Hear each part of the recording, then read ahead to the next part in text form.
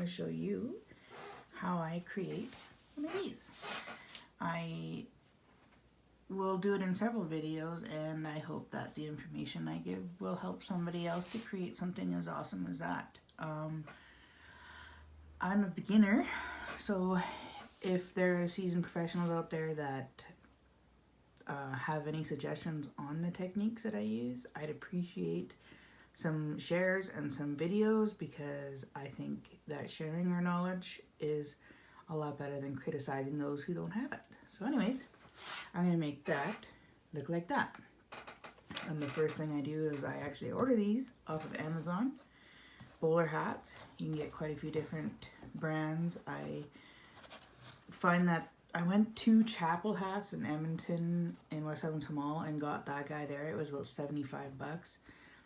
Wicked awesome hat. Of course, it increases the value of the project itself, but the same quality of hat can be found on Amazon for about half the price. I paid $35 for these, and I find that they are just as nice. They have the satin on the inside. They're really well made for the project to come. So anyways, I take off the old hat band. I actually keep those. I haven't figured out what I'm going to do with them yet, but we'll work on that soon. And then I start with this.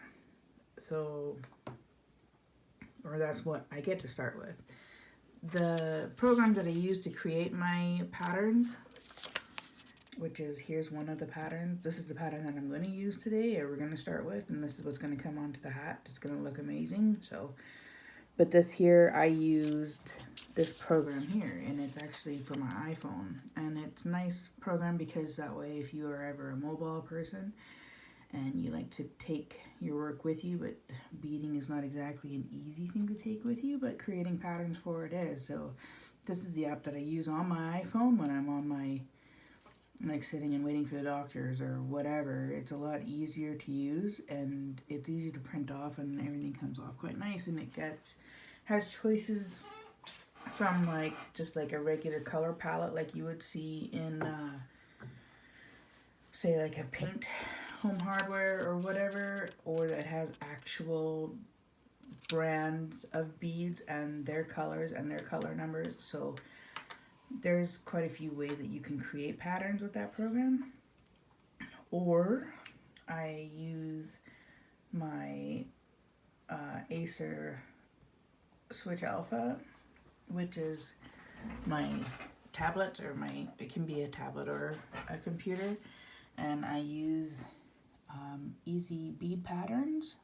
I just went online and Googled it and found it, and it's a free download, and it's very easy to use again as well. It has all of the Miyuka in all the different colors. And again, this one is very easy to use. You choose your size of your column width and how many rows you need, and then you can just make whatever pattern you like. And then the choices that you have are up there, so that you never are like, oh, what did I use again? And then it has all the options up top as well to add, to take away, and whatever. And it's, again, this one is quite easy to use, and I find it nice. It prints nicely as well. So there's that option, and then there's the iPhone option. I'm not sure what to do if you have a Samsung, because I don't have one of those. So anyways, I will start my project and show you how I begin, and I hope it helps others out there. So again, here's the hat. I like to start at the back of the hat, because in that way, if there is any indiscrepancies from when you finish your pattern, it's easier to hide, and it's also at the back of the hat, so that's not the first thing that everybody sees. What I like to do first is I like to puncture 2 holes, because the way I do my beading patterns on the brim is I like to come out from behind, so that way when I place the bead ends of the pattern on this side, it's easier to where to puncture and to place. So then that way it lines up nicer on this side. It's easier to hide, like if you punctured too far away and you had to add 2 or 3 beads, to keep the pattern straight on this side, it's easier to hide it on this side, obviously, because you're not going to see that.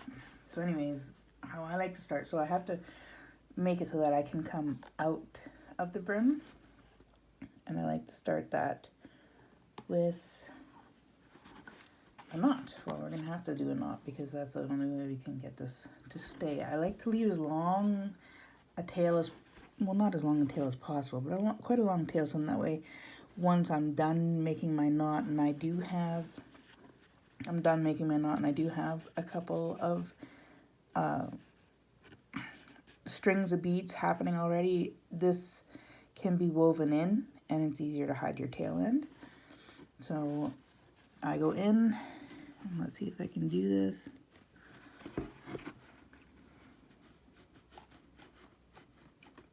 Not as easy as it looks coming in and out, so that's why it's easier to come in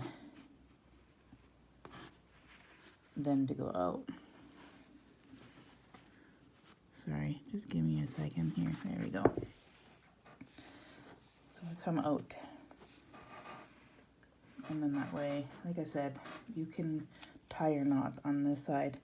Now I know I'm coming out of this side of the hat, and I want to be coming out of this side of the hat, but it's easier to tie your knot and to hide your tail end if you hide it on this side. So that's all I'm going to do, is just tie a knot. Now I do the kind of like a fisherman's knot, because once that's tight, it pretty much doesn't move.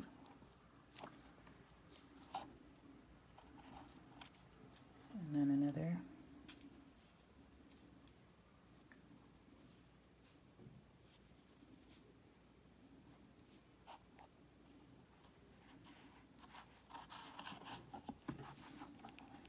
So there you have your knot. And again, your long tail end. And to be able to start on the inside of the hat, just go back in through one of the holes and come out, and there you go. So now I'll be going over and in with my bead pattern, and I have again a long tail so that I'll be able to hide that in there later. So according to the bead pattern, this is the first line of beads. I laid it out already because I don't really want to count and talk at the same time. I kind of can't really do that, so if you're somebody who can, holy moly, you're amazing, but I can't, so I'm not that amazing. Anyways, here we go. First line on my bear hat. Now the other thing I like to do is, the reason why I start with the size of the bead pattern that I chose is 17 beads.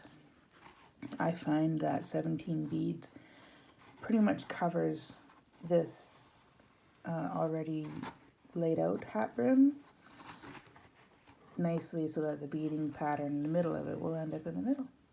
And that's how I start. So there is my first line, and I don't have to puncture a hole because I'll just go straight back into the hole that's already there.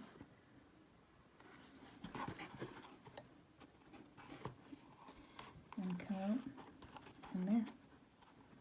There's my first line of my first pattern. So let's see if that video helps anyone out there. I'm going to do quite a few rows and keep going, and once I get quite a bit of it established, then I'll do another video of how I puncture and keep going, and then again another video on how I finish, and then another video on the bead looming, and we will continue on from there. I hope you all like, and let me know what you think.